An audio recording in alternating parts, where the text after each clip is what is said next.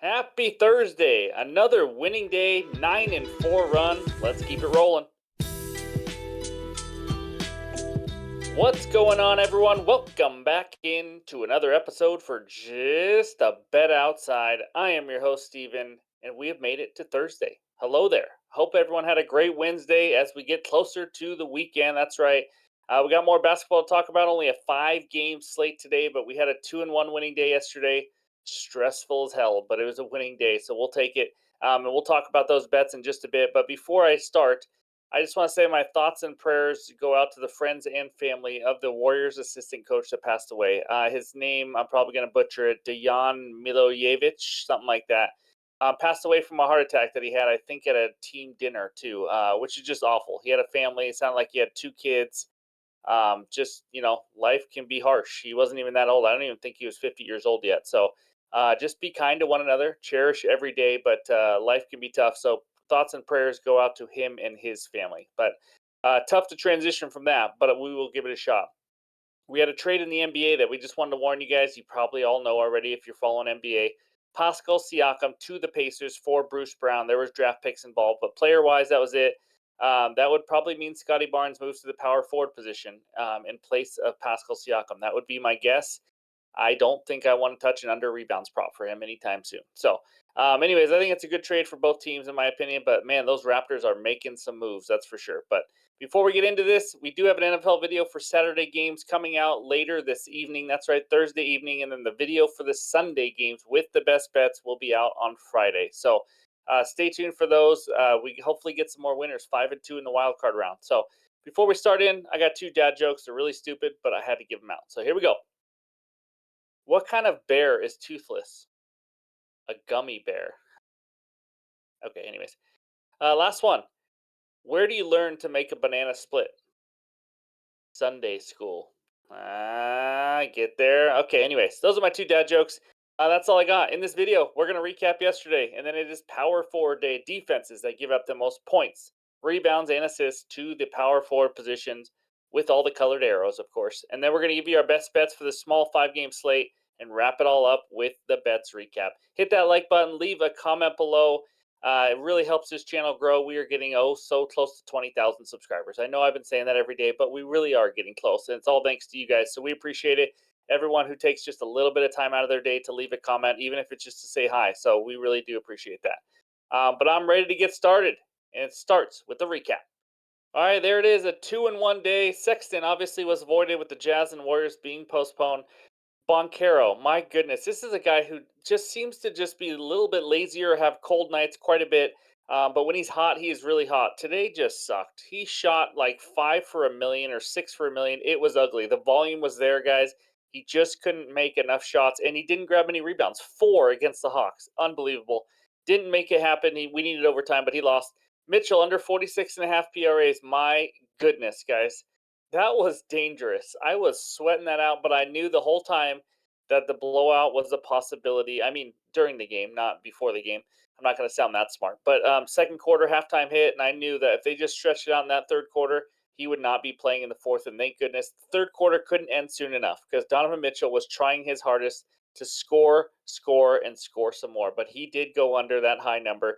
And then the added play, Miles Bridges under 20.5 points.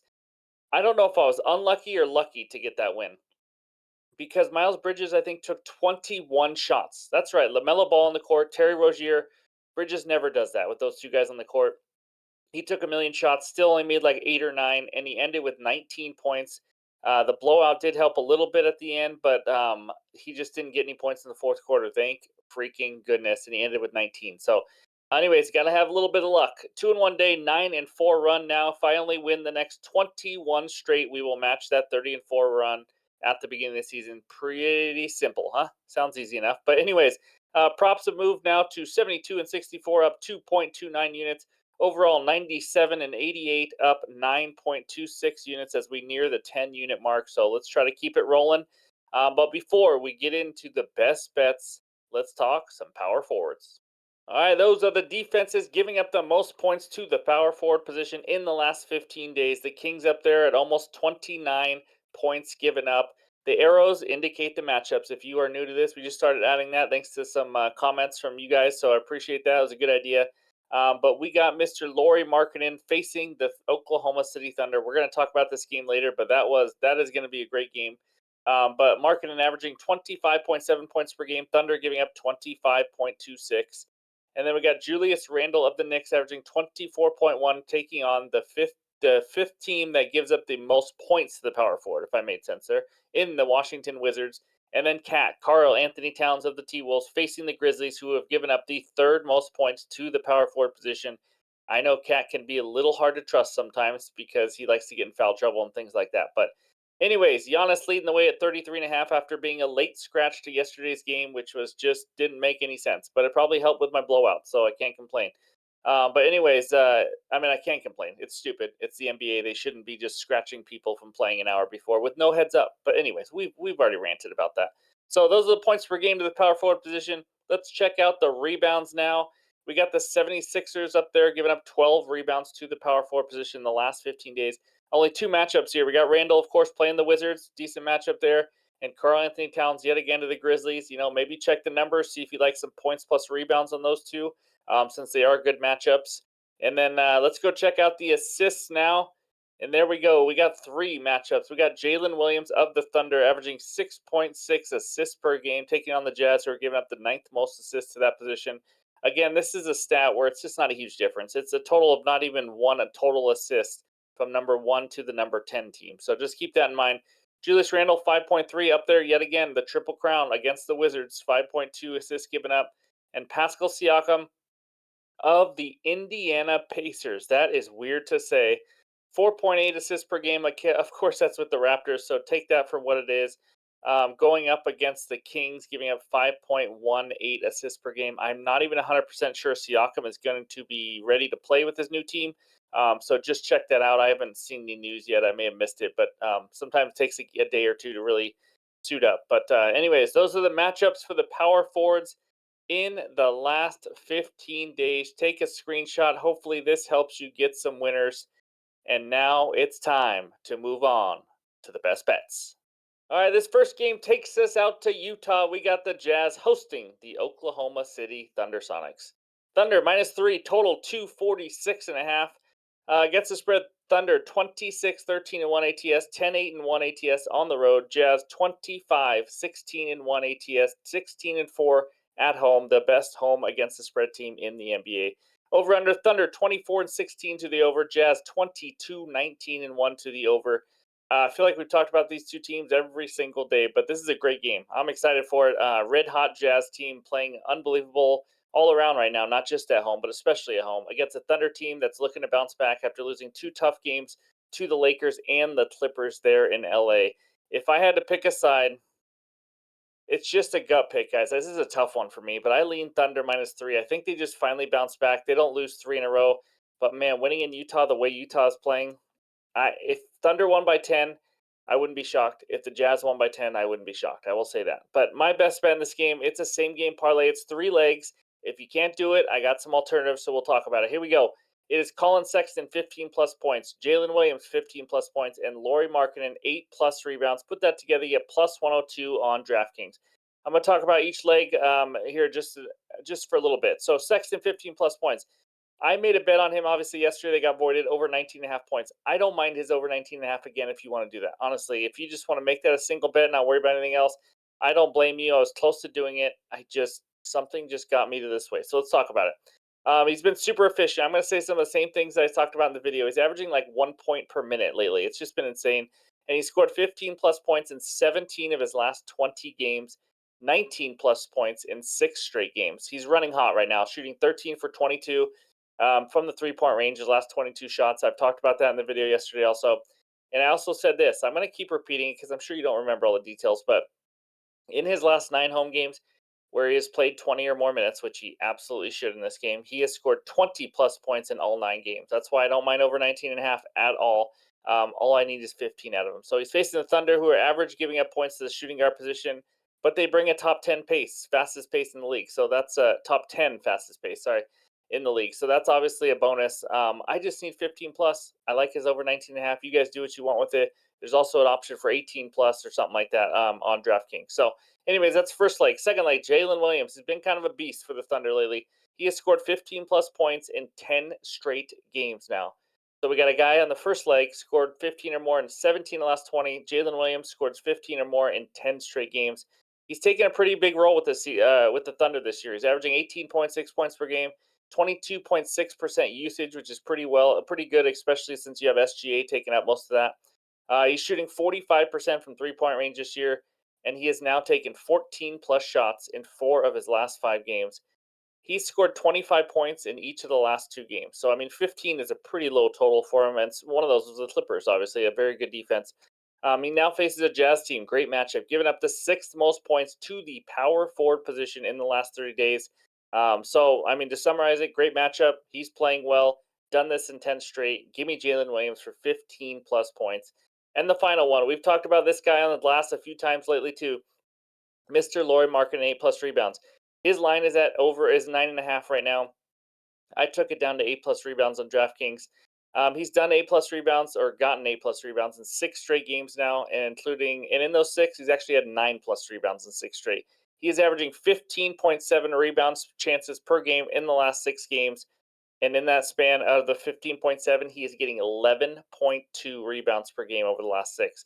Again, I just need 8, and now he has a dream matchup. The one thing the Thunder struggle with is rebounding to big men, and they have given up the 2nd most rebounds to the power forward position in the entire NBA in the last 30 days. So it's an absolute dream matchup.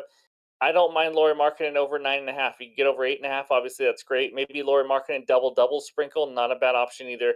Jalen Williams, I don't mind him to score 20 plus either. He's just been playing well, or go up to 18 if you want. But these are all different options. Again, this is just my bet that I put together, but it's meant to give you guys all the info. And I hope you guys get winners, whether it's you tail this one or you make your own bets with just Sexton or just Markkanen or Williams or a couple or different varieties of that. That is the point of these videos. They're supposed to be informational, not just 100% tail whatever the person says. Just FYI, I've said it a million times, but I just like to tell some people that. So, anyways, that is my first bet at plus 102 on DraftKings. And let's move on to bet number 2. All right, our second and final bet for this video takes us out to Toronto, Canada. We got the Raptors hosting the Chicago Bulls. Bulls minus 2.5 total in this game, 225. Against the spread, it's not much. 20 and 21 and 1 for the Bulls, 20 and 20 and 1 for the Raptors against the spread, and not much on the home and away either.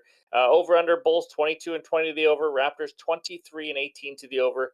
It's just a bunch of 500 teams on all of that. So I know Kobe White's involved, but I'm not taking him in this game. I apologize up front. I know it's a weird game also. Siakam obviously not playing for the Raptors, but I got a player prop that I still really like. Give me RJ Barrett over 20.5 points at minus 113 on FanDuel. I know some of you guys may have rolled your eyes hearing that name. He has been known to be a little inconsistent at times, but let's talk about this a little bit. So I have not bet this guy much. I think maybe once this year. I don't even know how it did, to be honest with you. I don't remember. But Siakam is out now, as we've talked about all video long. If Bruce Brown even plays, he's not a high usage guy. It really doesn't affect me one bit in this one. But in the 2 games that he has played this year with Siakam out, he has scored 26 and 24 points on 14 and 16 shots. And also in those games, he played 36 and 37 minutes. That's right, huge minutes. And I don't expect anything different this game. So he scored 23 plus points in 5 of the last 6 games. The only one he didn't was an absolute annihilation blowout. So I don't even care. I don't even count it. He didn't play much minutes. But in the 5 games that weren't screwed by a blowout, he has averaged a little over 16, almost 16 and a half shots per game in that span. The spread is small, so I'm hoping for a competitive game. Knock on wood, who the heck knows? It is the NBA, but his usage and minutes should be plenty enough for a guy who looks to shoot like a ton, and I mean a ton. Without Siakam, it's going to be the Barnes, RJ Barrett type show. Obviously, you got Emmanuel quickly there as well. But I love RJ Barrett to go over 20.5. If he gets hot, he can go over this really, really easily. But this is just based on usage and minutes. The Bulls have been above average defending the small forward position over the course of the season. So I'm not going to sit here and say it's just an absolutely great matchup. But to me, it's just all about how many minutes. If you give RJ Barrett 35 plus minutes again, I can't imagine he doesn't score 21 unless he goes ice cold, which obviously he could. he's an NBA player, and that's what basketball players can do. So, but as long as he has a decent night shooting, I think he goes over 20.5 points. I got that at minus 113 on FanDuel. That is my second and final bet for the 5 game slate. Again, I may have an added bet in the morning. It will be in the pinned comments and on X and on Discord. So be sure to check that out. But that's what we got today. Let's check out the bets recap. All right, the first one is this same game parlay. Sexton 15 plus points, Jalen Williams 15 plus points, and Laurie Markkinen 8 plus rebounds. Again, an alternate, if you can't do that, would probably just be Sexton over 19.5 points for me. That's at plus 102 on DraftKings. And then the final one, RJ Barrett of the Raptors over 20.5 points at minus 113 on FanDuel. Thank you guys. I appreciate all the support you guys give us every single day. I kind of pinch myself just thinking I get to wake up every day and talk sports with all of you, and it's been awesome. So I appreciate it. Again, the football video for the Saturday games will be out Thursday afternoon, evening, and then the Sunday games will be out on Friday. So we're looking forward to all that. Got a big weekend of sports ahead of us. And I already dropped the golf bets in the Discord for this weekend as well. So, anyways, I hope everyone has a great Thursday, and we'll talk to you soon.